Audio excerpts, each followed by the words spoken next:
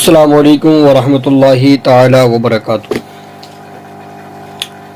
درود شریف پڑھیں۔ اللہم صلی علی سیدنا و مولانا محمد بارک وسلم صلاۃ و سلام علیک یا رسول اللہ صلی اللہ تعالی علیہ وسلم۔ معزز سامعین، آپ حضرات کو معلوم ہے کہ درس تفسیر کا سلسلہ جاری ہے اور سورہ قیامہ کا درس چل رہا ہے۔ پچھلی آیات مبارکہ میں قیامت کے احوال اور کچھ نشانیاں ذکر کی گئیں۔ آنے والی آیت کریمہ میں جو اللہ رب العزت نے ارشاد فرمایا ہے وہ اپنے محبوب سے خطاب ہے۔ سماعت کریں۔ اعوذ باللہ من الشیطان الرجیم، بسم اللہ الرحمن الرحیم۔ لا تحرک بہ لسانک لتعجل بہ ان علینا جمعہ وقرآنہ فاذا قرأناہ فاتبع قرآنہ ثم ان علینا بیانہ۔ تم یاد کرنے کی جلدی میں قرآن کے ساتھ اپنی زبان کو حرکت نہ دو۔ یہ خطاب اللہ رب العزت نے خاص اپنے محبوب سے فرمایا۔ حضرت عبداللہ بن عباس رضی اللہ تعالی عنہما ارشاد فرماتے ہیں کہ جب حضرت جبرائیل علیہ الصلوۃ والتسلیم نبی اکرم صلی اللہ تعالی علیہ وسلم کے پاس وحی لے کر آتے تو نبی اکرم صلی اللہ تعالی علیہ وسلم اس کو یاد کرنے میں، اس کو پڑھنے میں اپنی زبان کو حرکت دیا کرتے تھے۔ جب نبی اکرم صلی اللہ تعالی علیہ وسلم اس وحی الہی کو پڑھنے میں زبان کو حرکت دیتے تو اس وقت آپ کو تکلیف ہوتی، اور تکلیف کا یہ عالم ہوتا کہ لوگوں کو بھی احساس ہوتا کہ حضور پر جو ہے تکلیف ہو رہی ہے۔ تو اللہ رب العزت نے اپنے محبوب سے ارشاد فرمایا، لا تحرک بہ لسانک لتعجل بہ ان علینا جمعہ وقرآنہ فاذا قرأناہ فاتبع قرآنہ ثم ان علینا بیانہ۔ یعنی اے محبوب صلی اللہ تعالی علیہ وسلم، آپ یاد کرنے کی جلدی میں قرآن کے ساتھ اپنی زبان کو حرکت نہ دیں، بے شک اس کو آپ کے سینہ پاک میں محفوظ کر دینا اور آپ کی زبان پر اس کا پڑھنا جاری کر دینا ہمارے ذمہ کرم پر ہے۔ لہٰذا جب ہماری جانب سے پڑھا جا چکے تو اس وقت اس پڑھے ہوئے کی اتباع کرو، اور جب ہماری طرف سے کچھ نازل ہو تو اسے غور سے سنیں، پھر اس کو بیان کرنا ہمارے ذمہ کرم پر ہے، اور آپ کی زبان سے بیان کروا دینا یہ ہماری ذمہ داری ہے۔ آگے حضرت عبداللہ بن عباس رضی اللہ تعالیٰ عنہما ارشاد فرماتے ہیں کہ جب یہ آیت کریمہ نازل ہوئی اس کے بعد حضرت جبرائیل علیہ الصلوۃ والتسلیم جب آپ کے پاس وحی الہی لے کر آتے تو نبی اکرم صلی اللہ تعالی علیہ وسلم اپنے سر انور کو جھکا لیتے اور وحی نازل کر کے حضرت جبرائیل علیہ الصلوۃ والتسلیم چلے جاتے تو حضور پر صلی اللہ تعالی وسلم اسی طرح پڑھتے جیسا کہ اللہ تعالیٰ نے آپ کو حکم دیا ہے۔ آگے پروردگار نے ارشاد فرمایا، ان علینا جمعہ وقرآنہ فاذا قرأناہ فاتبع قرآنہ ثم ان علینا بیانہ۔ بے شک اس کا محفوظ کرنا اور پڑھنا ہمارے ذمہ ہے، تو جب ہم اسے پڑھ چکے اس وقت اس پڑھے ہوئے کی اتباع کرو، پھر بے شک اس کی باریکیوں کا تم پر ظاہر فرمانا ہمارے ذمہ ہے۔ یہاں پر چند باتیں طالب غور ہیں، سماعت کیجیے گا۔ ایک تو یہ کہ در حقیقت قرآن کو جمع فرمانا اللہ رب العزت کے ذمہ کرم پر ہے۔ اللہ رب العزت نے ہی کلام الہی کو جو ہے نبی کرم صلی اللہ علیہ وسلم کے سینہ اقدس میں بترتیب جمع فرمایا، اور حضور صلی اللہ علیہ وسلم کی طرف سے قرآن کے حافظ، قاری، عالم اور صاحب اسرار ہیں، کسی مخلوق یا کے شاگرد نہیں۔ پروردگار کے محبوب کسی بھی مخلوق کے شاگرد نہیں ہے، بلکہ خود پروردگار عالم نے آپ کو جو ہے تعلیم دی، خود پروردگار عالم نے آپ کو پڑھایا ہے۔ اور یہ بھی ایک بات توجہ کی طالب ہے، حضرت جبرائیل علیہ الصلوۃ والتسلیم جو ہے پروردگار کے محبوب اور اللہ کے درمیان صرف پیغام رساں تھے، پیغام پہنچانے والے تھے۔ کوئی یہ وہم نہ کرے کہ حضرت جبرائیل علیہ الصلوۃ والتسلیم معاذ اللہ رب العالمین پروردگار کے محبوب کے استاد تھے، نہیں، بلکہ وہ تو صرف آپ پر پروردگار کا فرمان لے کر آتے اور اس کو سنا دیتے، اور اس کی جو باریکیاں ہوتی اس کے اندر جو ہے تمام اللہ رب العزت کی حکمتیں موجود ہوتی، تو پروردگار عالم ان کو بلا واسطہ عطا فرما دیا کرتا تھا۔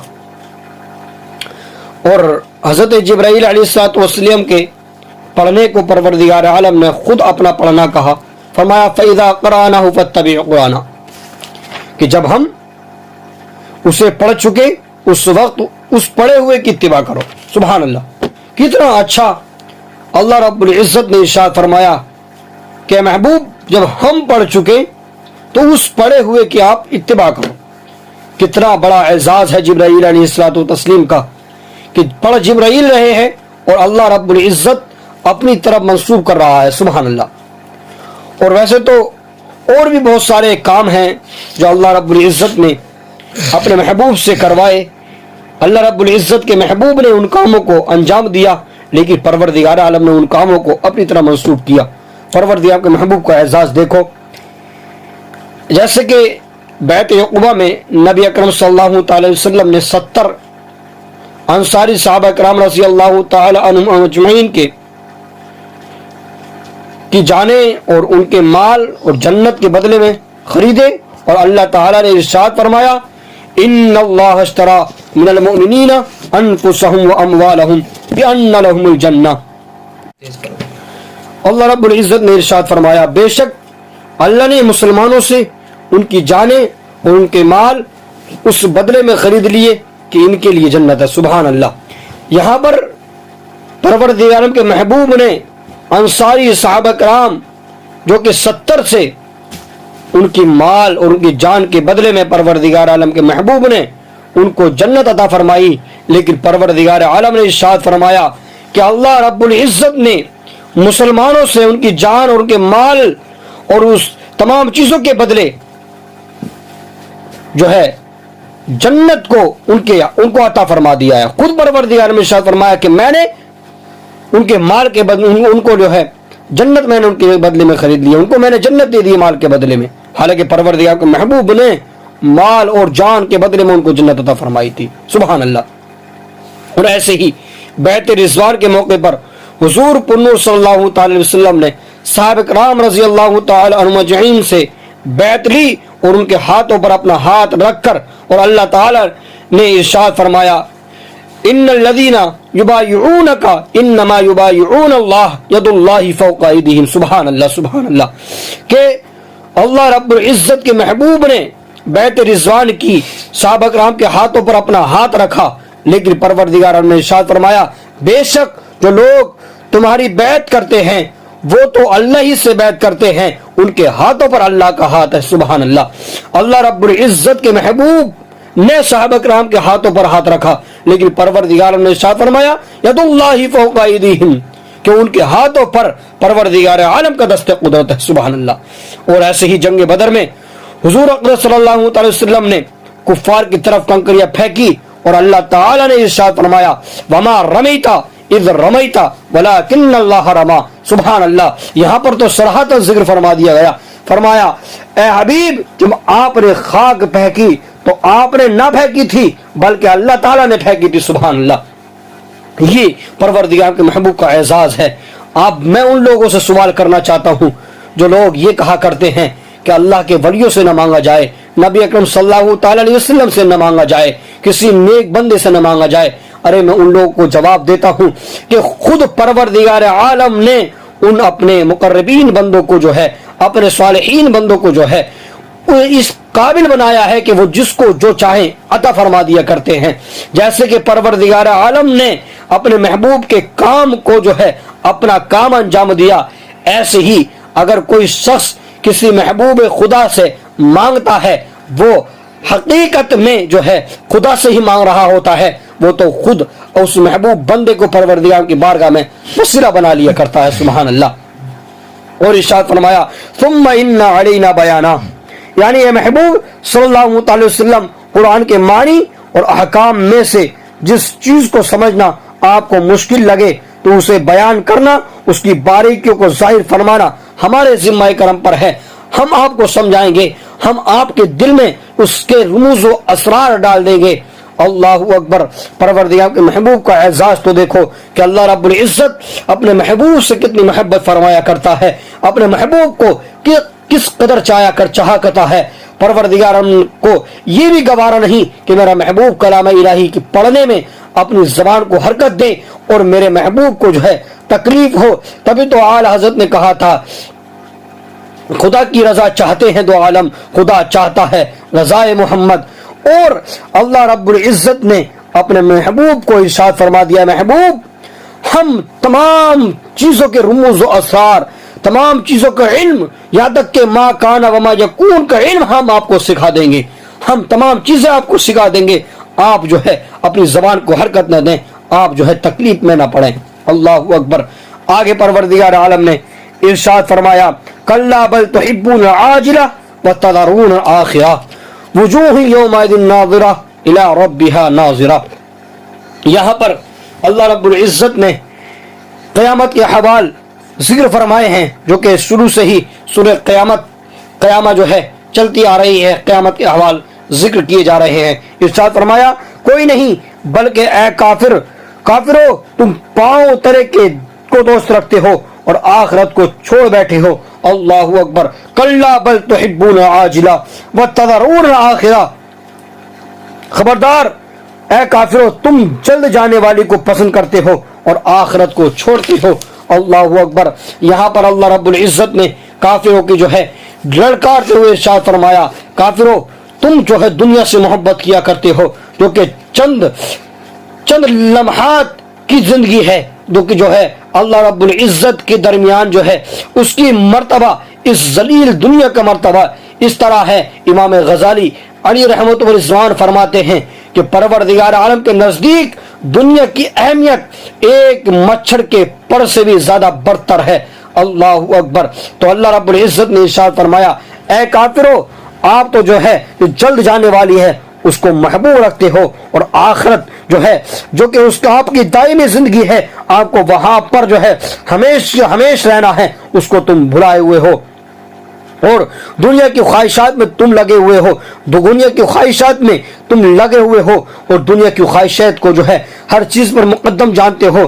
دنیا میں تم خدا کو بھول بیٹھے ہو اور یہ سوچتے ہو کہ ہم بڑی بڑی بلڈنگیں بنا لیں گے، بڑے بڑے قلعے بنا لیں گے اور ہم یہیں پر ایش و عشائش کی زندگی بسر کریں گے. نہیں، بلکہ آپ کو تو جو ہے چند لمحات کے لیے یہاں پر بھیجا گیا ہے.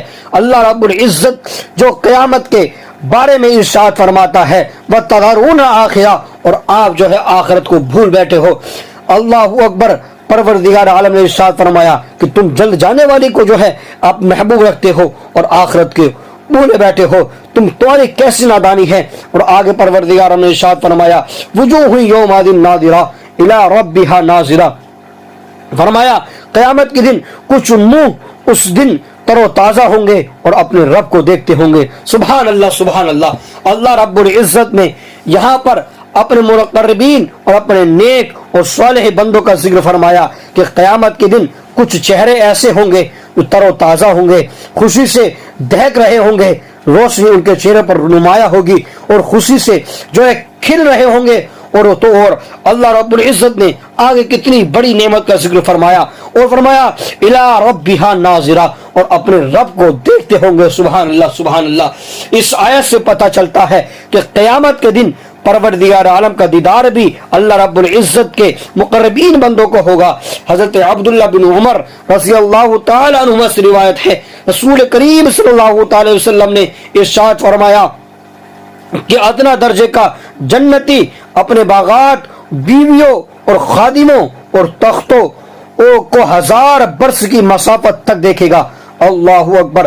اللہ تعالیٰ کے نزدیک ان میں سب سے زیادہ عزت والا وہ ہوگا جو صبح شام اللہ تعالیٰ کا دیدار سے مشرف ہوگا۔ سبحان اللہ سبحان اللہ۔ اس کے بعد نبی اکرم صلی اللہ علیہ وسلم نے یہی آیت کریمہ ارشاد فرمائی، وجوہ یومئذ ناظرہ الی ربہا ناظرہ، کہ کچھ منہ، کچھ چہرے اس دن تر و تازہ ہوں گے اور اپنے رب کو دیکھتے ہوں گے۔ سبحان اللہ، کتنا بڑا اعزاز ہے پروردگار ہم کے مقربین بندوں کا۔ اور وہ تو مقربین بندے ہیں جو ادنا سے جنتی ہیں، ان کے عالم، ان کا بھی کیا عالم ہے کہ وہ اب جنت میں اپنے باغات اور بیویوں اور خادموں کے ساتھ تختوں پر، ایسے تختوں پر ہوں گے جو 1000 میل کی دوری تک، 1000 برس کی مسافت تک اسی کی ملکیت میں ہوں گے۔ اللہ اکبر۔ اور مقربین بندوں کا تو یہ عالم ہے، وہ صبح شام خدا کا دیدار کریں گے۔ سبحان اللہ سبحان اللہ۔ اور اسی بات سے یہ ثابت ہوتا ہے کہ قیامت کے دن اللہ رب العزت کا جو ہے ہم تمام کو دیدار ہوگا، مقربین بندوں کو دیدار ہوگا۔ اور یہی حدیث مبارکہ میں جس کا ذکر کیا گیا کہ قیامت کے دن اللہ رب العزت کا دیدار ہوگا۔ اور سبحان اللہ ہم کیسے مسلک کی پیروی کرتے ہیں، کیسے امام کو ہم مانتے ہیں۔ اعلیٰ حضرت کا موقف بھی یہی ہے، اہل سنت والجماعت کا موقف بھی یہی ہے کہ قیامت کے دن خود پروردگار عالم کا ہم تمام کو دیدار ہوگا۔ سبحان اللہ سبحان اللہ۔ اور آگے ارشاد فرمایا، وجوہ یومئذ باسرہ تظن ان یفعل بہا فاقرہ، اور فرمایا کچھ منہ اس دن بگڑے ہوئے ہوں گے، سمجھتے ہوں گے کہ ان کے ساتھ وہ کی جائے گی جو کمر توڑ ڈالے گی۔ اللہ اکبر اللہ اکبر۔ وجوہ یومئذ باسرہ، کہ کچھ چہرے اس دن بگڑے ہوئے ہوں گے اور سمجھتے ہوں گے کہ ان کے ساتھ پیٹھ توڑ دینے والا سلوک کیا جائے گا۔ اللہ اکبر اللہ اکبر۔ یہاں پر کافروں کا ذکر کیا گیا کہ مقربین بندوں کا تو ذکر اس انداز میں کیا گیا کہ ان کے چہرے کھلے ہوئے ہوں گے اور اپنے رب کو دیکھتے ہوں گے۔ اور یہاں پر ان کافروں کا ذکر کیا گیا، ان گناہگاروں کا ذکر کیا گیا، ان بدبختوں کا ذکر کیا گیا جو کلام الہی کا انکار کیا کرتے تھے، قیامت کو جھٹلا دیا کرتے تھے، خدائے حقیقی کی عبادت نہ کر باطل خداؤں کی عبادت کیا کرتے تھے، محبوب خدا پر لعن و طعن کیا کرتے تھے، ان کی شان میں جو ہے گستاخیاں کیا کرتے تھے، شریعت مصطفیٰ کی مذاق اڑا کر جو ہے اس کو پامال کرنے کی کوشش کیا کرتے تھے، ماں باپ کی توہین کیا کرتے تھے، ان کا یہاں پر ذکر کیا گیا۔ وجوہ یومئذ باسرہ، کہ کچھ چہرے اس روز بگڑے ہوئے ہوں گے۔ اللہ اکبر اللہ اکبر۔ اور فرمایا تظن ان یفعل بہا فاقرہ، اور یہاں پر فرمایا گیا کہ ان لوگوں کو یہ سوچتے ہوں گے، وہ یہ سمجھ رہے ہوں گے آج ہمارے ساتھ میں وہ سلوک کیا جائے گا جو ہمارا جو ہے پیٹ کو توڑ ڈالے گا۔ اللہ اکبر۔ یہاں پر جو ہے خدا کے دشمنوں کا ذکر کیا گیا جو خدا کا جھٹلاتے ہیں، ان کا ذکر کیا گیا۔ اس سے پتہ چلتا ہے یعنی کہ وہ لوگ اس بال قیامت کے دن دیکھ کر کے یہ جان لیں گے کہ آج ہمارا وہی دن ہے جس کا جو ہے ہم سے وعدہ کیا جاتا رہا ہے۔ نبی اکرم صلی اللہ علیہ وسلم ہم کو بشارتیں دیتے رہے ہیں، ہم کو جو ہے اس کی جو ہے ہلاکیوں کو بتاتے رہے ہیں۔ آج وہی دن ہے اور وہ کہہ اٹھیں گے کہ ہم کو آج وہ سلوک ہم سے کیا جائے گا جو ہم کو توڑ کر کے رکھ دے گا، ہماری کمر کو دوچار کر دے گا۔ اللہ اکبر اللہ اکبر۔ آگے پروردگار عالم نے ارشاد فرمایا، کلا اذا بلغت التراقی وقیل من راق وظن انہ الفراق۔ اللہ اکبر۔ ہاں جب جان گلے کو پہنچ جائے گی اور لوگ کہیں گے ہے کوئی جھاڑ پھونک کرے، اور وہ سمجھ لے گا کہ یہ جدائی کی گھڑی ہے۔ اللہ اکبر۔ پروردگار عالم نے اس وقت کا ذکر فرمایا کہ جب انسان جو ہے اپنی زندگی کی آخری سانسیں لے رہا ہوتا ہے اور جو ہے اس کے سامنے چاروں طرف سے فرشتے ہی فرشتے نظر آتے ہیں اس کی روح قبض کرنے کے لیے۔ حضرت اسرائیل علیہ الصلوۃ والتسلیم تشریف لاتے ہیں، اور جو ہے جب کافر کے سامنے حضرت اسرائیل علیہ الصلوۃ والتسلیم تشریف لاتے ہیں تو اس کی آنکھیں پھٹ جایا کرتی ہیں۔ آخرت میں خوش نصیبوں کی سعادت اور بخت وقتوں کی سخاوت کے بارے میں جان لیا تو یہ تمہیں معلوم ہو گیا کہ آخرت کے مقابلے میں دنیا کی کوئی حیثیت نہیں، لہٰذا تم دنیا کو آخرت پر ترجیح دینے سے باز آ جاؤ اور اپنے سامنے موجود موت کو پیش نظر رکھو جو کہ دنیا سے نکال کر آخرت کی طرف لے جانے والی ہے۔ اور یاد رکھو کہ جب موت کے وقت کسی جان किसी की जान गले को पहुंच जाएगी और उसके पास मौजूद लोग कहेंगे कि कोई तबीब या झाड़ फूक करने वाला है जो इसका इलाज करे या दम वगैरह करे ताकि इसका शिफा हासिल हो जाए, लेकिन वो अपनी कोशिशों के बावजूद इस पर आने वाले अल्लाह ताला के हुक्म को टाल ना सकेंगे और इस वक्त मरने वाले को यकीन हो जाएगा अब ये माल और औलाद और अहले खाना से जुदाई और इसके महबूब दुनिया से निकल जाने की घड़ी है।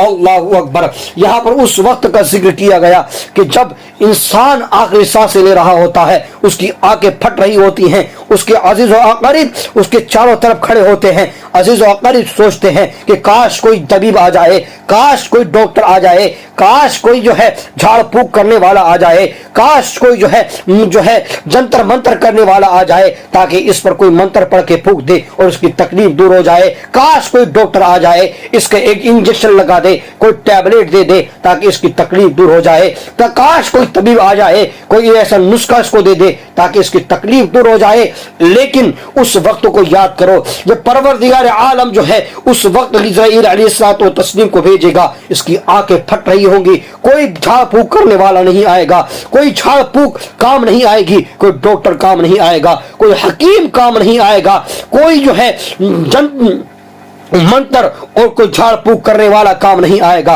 बल्कि काम आएगा तो वही दीन इलाही काम आएगा, वही नबी अकरम सल्लल्लाहु अलैहि वसल्लम के गुलामी में जिंदगी बशर की हुई वो काम आएगी। अगर तूने खुदा की महबूब के इरशादात पर अमल करते हुए जिंदगी को बशर किया होगा तो तेरे जबान पर उस वक्त में कलमा तैयबा जारी और सारी हो जाएगा, और कलमा तैयबा जब तेरी जबान पर जारी और सारी हो जाएगा तो खुदा की कसम कयामत का जो है जो मौत के वक्त जो तकलीफ तुझको पहुंचने वाली है वो लम्हात में दूर होती हुई नजर आएगी। लेकिन तू काफिर है, तेरी मौत इस वक्त में हो रही है, तेरी आंखें फटी हुई हैं, अजीज और अकरीब जो है इंतजार कर रहे हैं कोई झाड़ फूक करने वाला आ जाए, लेकिन कुछ काम नहीं आएगा और तू जान लेगा कि आज तो बस मेरी रूह निकल जाएगी, मेरे माँ बाप, मेरी आल औलाद, मेरे माल और दौलत और दुनिया जिसको मैं सबसे ज्यादा महबूब रखा करता हूँ, ये बिल्डिंगे, ये सरमाए, ये बैंक बैलेंस, ये प्रॉपर्टी, तमाम को तुझे छोड़ना पड़ेगा,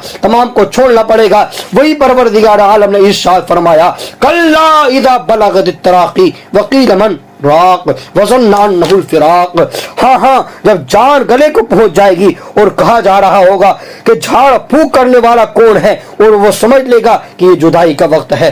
अल्लाहु अकबर। आगे परवरदिगार आलम ने दूसरी जगह इरशाद फरमाया कि जब मौत का वक्त आता है उस वक्त को कोई नहीं टाल सकता। इरशाद फरमाया वअनफिकू मिम्मा रज़क़नाकुम मिन क़ब्ल अन यातिया अहदकुमुल मौत फयक़ूल रब्बि लौला अख़रतनी इला अजलिन क़रीब फ़असद्दक़ व अकुन मिनस सालिहीन वलन युअख़्खिरल्लाहु नफ़्सन इज़ा जाअ अजलुहा वल्लाहु ख़बीरुम बिमा तअमलून। इरशाद रब्बानी है, और हमने तुम्हें जो रिज़्क़ दिया उससे उस वक्त से पहले कुछ हमारी राह में खर्च कर लो कि तुम में किसी को मौत आए तो कहने लगे ऐ मेरे रब, तूने थोड़ी सी मुद्दत तक क्यों मोहलत न दी कि मैं सदका देता और सालिहीन में से हो जाता, और हरगिज अल्लाह किसी जान को मोहलत न देगा जब इसका मुकर्रर वक्त आ जाए, और अल्लाह तुम्हारे कामों से खूब खबरदार है। अल्लाहु अकबर, अल्लाहु अकबर। परवरदिगार आलम ने इरशाद फरमाया कि मरने से पहले हमने जो तुमको नेमतें दी हैं, जो तुमको रिज़्क़ दिया है, उसमें से खुद कुछ जो है खुदा की राह में खर्च कर दो ताकि आपको उस वक्त में काम आ जाए जिस वक्त में आपकी जो है गले को रूह पहुंची हुई होगी, गले को जान पहुंची हुई होगी। और फरमाया कि जब जान गले को पहुंच जाती है, बंदा ये कहता है कि खुदा मुझको थोड़ा सा वक्त दे दे ताकि मैं खुद इबादत कर सकूं, तो परवरदिगार ने इरशाद फरमाया उस वक्त में थोड़ी सी भी मोहलत न दी जाएगी, बल्कि जो मुकर्रर वक्त है उस वक्त जब वो वक्त आ जाएगा वो टल नहीं सकता। अल्लाहु अकबर। ऐसे ही इरशाद नबी अकरम सल्लल्लाहु अलैहि वसल्लम के इरशाद गिरामी है, एक मरतबा रसूल सल्लल्लाहु अलैहि वसल्लम ने अपना लुआब दहन अपने हथेली पर डाला, उस पर शहादत की उंगली रख कर फरमाया अल्लाह ताला फरमाता है बंदा मुझे आजिज़ करना चाहता है, हालांकि मैंने उसे इस जैसी चीज से पैदा किया।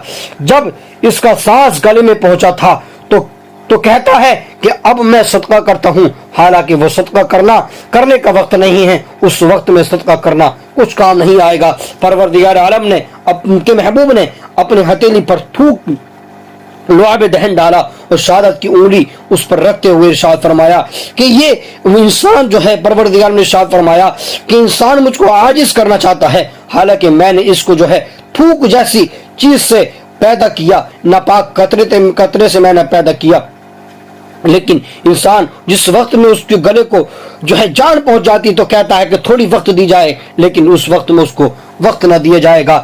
ایسی دوسری حدیث پاک میں ہے، حضرت عبداللہ بن عمر رضی اللہ تعالی عنہ سے مروی ہے کہ ایک انصاری صحابی نبی اکرم صلی اللہ علیہ وسلم کی بارگاہ میں حاضر ہو کر عرض کرنے لگے، یا رسول اللہ صلی اللہ علیہ وسلم، لوگوں میں سب سے زیادہ عقل مند اور پختہ ارادے والا کون ہے؟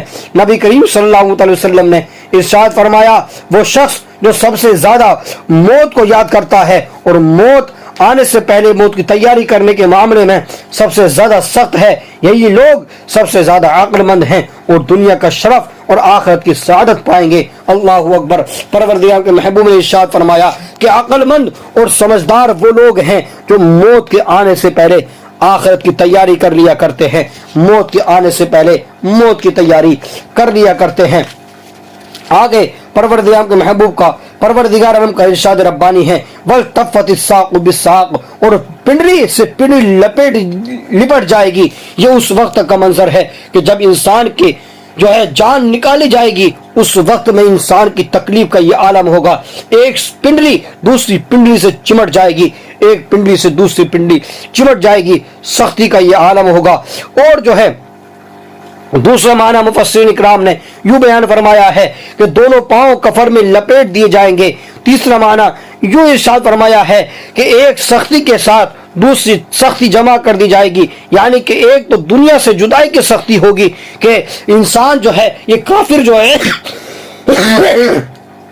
دنیا کو محبوب رکھا کرتے ہیں، اور محبوب چیز سے جدا ہونا کتنی بڑی تکلیف کا عالم ہوا کرتا ہے۔